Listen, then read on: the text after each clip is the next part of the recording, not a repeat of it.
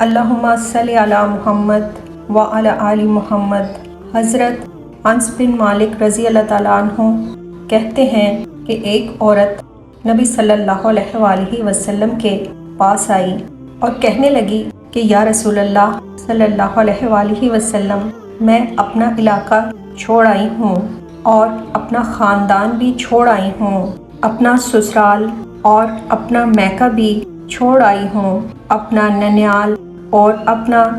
ددیال بھی چھوڑ آئی ہوں، غرض یہ کہ میں ہر ایک کو چھوڑ کے آ گئی ہوں۔ اور وہ بولی کہ یا رسول اللہ صلی اللہ علیہ وآلہ وسلم، میں جائیداد والی تھی، میں وہ بھی چھوڑ آئی ہوں، میرے پاس بہت زیادہ مال و دولت بھی تھا، یا رسول اللہ میں نے ہر چیز چھوڑ دی ہے، بس یہ میرا ایک جوان بیٹا ہے، وہ میں ساتھ لائی ہوں، یا رسول اللہ صلی اللہ علیہ وآلہ وسلم، یہ آپ کی نوکری کرے گا اور میں حضرت فاطمہ رضی اللہ تعالیٰ عنہ کی خدمت کروں گی اور حضرت عائشہ صدیقہ رضی اللہ تعالیٰ عنہ کے برتن دھو دیا کروں گی۔ پیارے آقا صلی اللہ علیہ وآلہ وسلم نے اس کے بچے کو اصحاب صفہ میں رکھ لیا اور اس عورت کو عورتوں کے ساتھ ان کے کاموں کے لیے متعین کر دیا۔ حضرت انس رضی اللہ تعالیٰ عنہ کہتے ہیں کہ وہ نوجوان بڑا پیارا تھا اور بڑا وفا شعار تھا،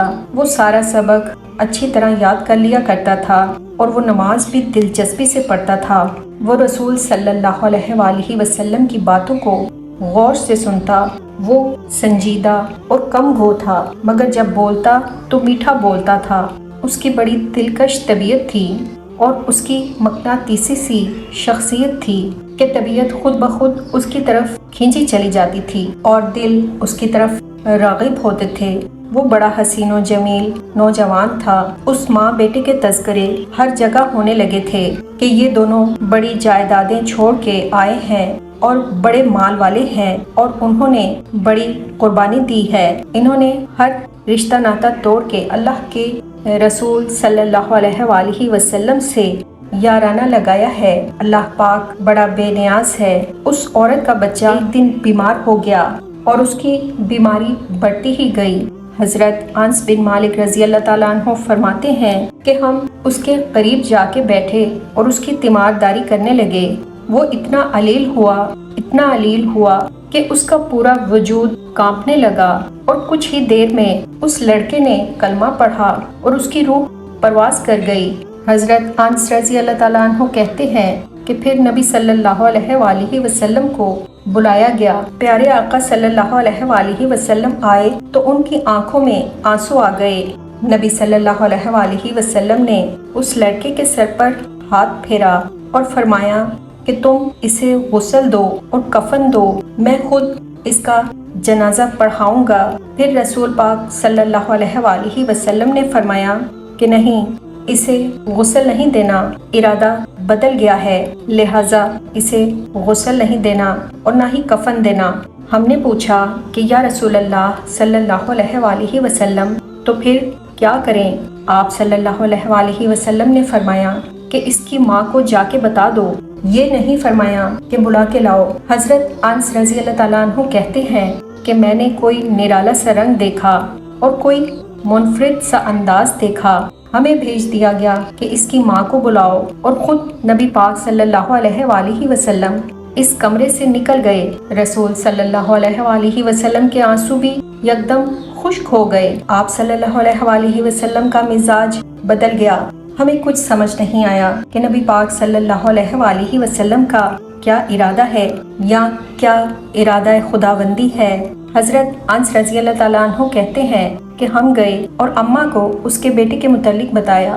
وہ ذرا دوڑی، گری، پھر اٹھی، پھر گر گئی، پھر اٹھی، پھر گری، پھر اٹھی، پھر گری، وہ روتی ہوئی آئی، لیکن جب بیٹے کی میت کے قریب آئی تو اب نہیں روئی۔ کہتے ہیں کہ ہمارے چہروں پر نظر دے ڈالی اور کہنے لگی کہ تمہارا دوست فوت ہو گیا ہے، کیا یہ واقعی چلا گیا ہے؟ ہم نے کہا ہاں، یہ پردہ کر گیا ہے۔ حضرت انس بن مالک رضی اللہ تعالیٰ عنہ کہتے ہیں کہ اماں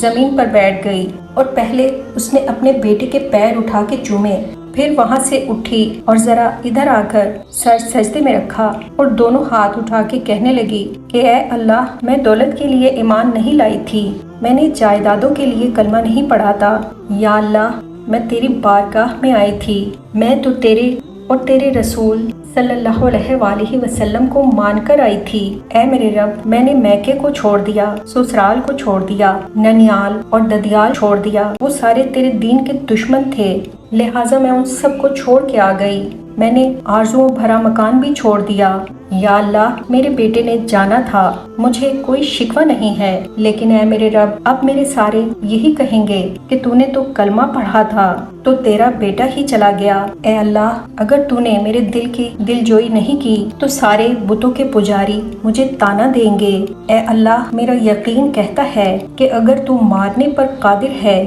تو زندگی دینے پر بھی قادر ہے۔ اے میرے رب، کافروں کو راضی نہ کرنا، وہ خوش ہو جائیں گے اور مجھ پر تانے کسیں گے۔ اے عرش عظیم کے مالک، اپنی رحمت کا دروازہ کھول دے، میں تیرے نبی صلی اللہ علیہ وآلہ وسلم کی بارگاہ میں رہتی ہوں، نظر فرما۔ حضرت انس بن مالک رضی اللہ تعالیٰ عنہ فرماتے ہیں، ایمان، یقین اور استقامت کے ساتھ اس بوڑھی ماں نے جب دعا مانگی تو ہم نے مسجد نبوی کے صحن میں عجیب نظارہ دیکھا۔ اس بوڑھی ماں نے دعا مانگی تو اس کا بیٹا کلمہ پڑھتے ہوئے کہ بیٹھ گیا۔ ماں نے اسے سینے سے لگایا۔ ماں اور بیٹا دونوں نعرے لگانے لگے کہ لوگوں سنو، قرآن بھی سچا ہے، اسلام بھی سچا ہے، اللہ بھی سچا ہے، اور یہ مسجد نبوی سچوں کا گھر ہے، اور سب سے بڑھ کے اللہ کا رسول سچا ہے، اللہ کے رسول سچے۔ پھر رسول صلی اللہ علیہ وآلہ وسلم کو اس واقعے کی خبر دی گئی تو پیارے آقا صلی اللہ علیہ وآلہ وسلم نے مسکرا کے فرمایا، میرے رب کی طاقتیں